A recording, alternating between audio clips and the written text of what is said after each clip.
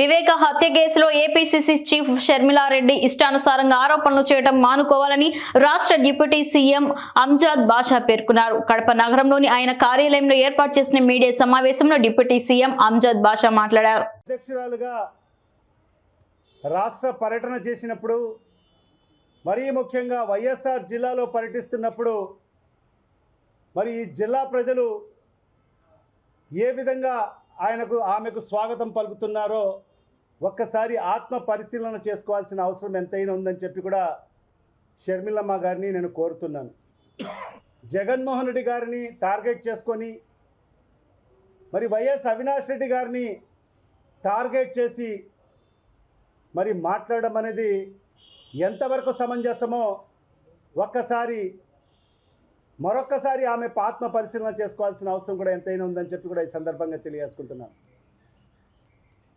మరి ఎందుకంటే తెలంగాణ రాష్ట్రంలో కూడా రాజశేఖర రెడ్డి గారి అభిమానులు ఉన్నారు.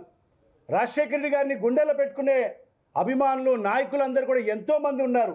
మరి వాళ్ళందరూ కూడా రాజన్న బిడ్డ వచ్చింది, ఇక్కడ రాజశేఖర రెడ్డి గారి పేరుతో పార్టీ స్థాపించిందని చెప్పి మరి వాళ్ళందరూ కూడా మరి వాళ్ళ భుజాన వేసుకొని మోయడం జరిగింది.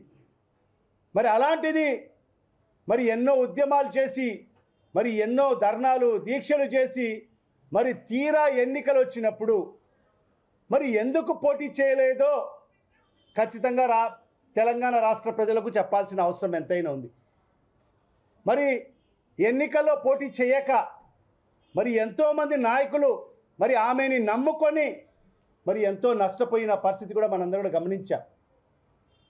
మరి తీరా ఎన్నికలు సమీపించినప్పుడు ఎన్నికల్లో పోటీ చేయకోకుండా మరి ఏ రకంగా కాంగ్రెస్ పార్టీలో విలీనం చేసిందో మనం అందరం కూడా చూశాం.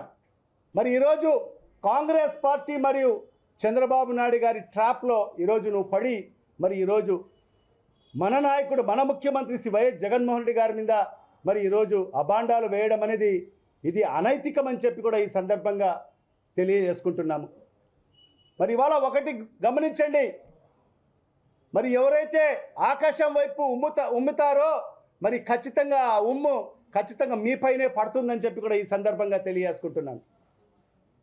మరి ఈరోజు కేవలం కాంగ్రెస్ పార్టీ నువ్వు వకాలతు పుచ్చుకొని ఈరోజు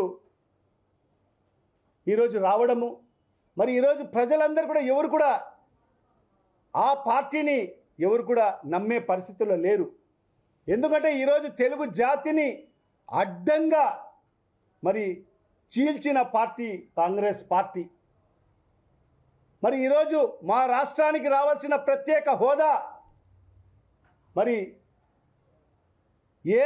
ఏ రకంగా దానికి చట్టం కూడా చేయకోకుండా ఏ రకంగా కాంగ్రెస్ పార్టీ ఈ రాష్ట్రానికి అన్యాయం చేసిందో కూడా ఈ రాష్ట్ర ప్రజలకు అందరికీ కూడా తెలుసు. కాంగ్రెస్ పార్టీ అంటేనే నామరూపా లేకుండా ఎవరు అందరూ మర్చిపోయారు కాంగ్రెస్ పార్టీని. మరి ఈ తెలుగు రాష్ట్రాన్ని మరి తెలుగు ప్రజల్ని అన్యాయం చేసిన పార్టీ కాంగ్రెస్ పార్టీ.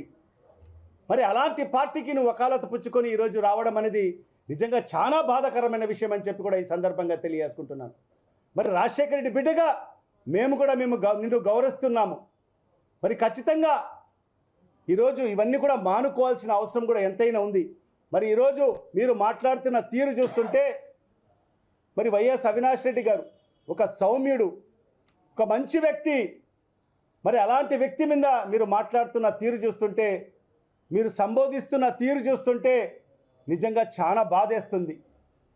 మరి హంతకుడు అని చెప్పి ఈరోజు మీరు అందరూ కూడా మాట్లాడుతున్నారు. మరి అది కూడా ఈరోజు కోర్టులో ఉంది. కోర్టులో ఎలాంటి ఈరోజు తీర్పు ఇవ్వలేదు.